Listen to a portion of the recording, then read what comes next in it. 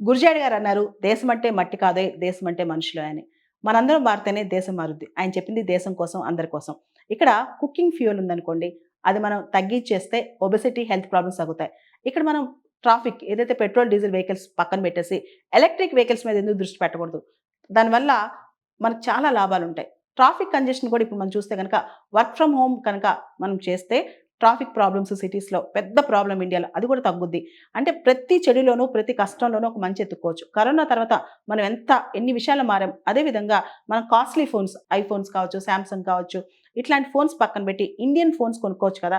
అదే విధంగా అనవసరమైన ఫారెన్ ట్రావెల్ లాస్ట్ ఇయర్ మనం చూస్తే దాదాపు 3,27,00,000 మంది ఫారెన్ ట్రావెల్ చేశారంట భారతదేశం నుంచి. దానిలో 1,43,00,000 మంది కేవలం ఉల్లాసానికి, ఎంజాయ్‌మెంట్ కోసమే చేశారంట. దానివల్ల మనకి $15 బిలియన్ అనవసరమైన ఖర్చయింది. ఇది మినిస్ట్రీ ఆఫ్ ఎక్స్‌టర్నల్ అఫైర్స్ వాళ్ళ డేటా అనమాట.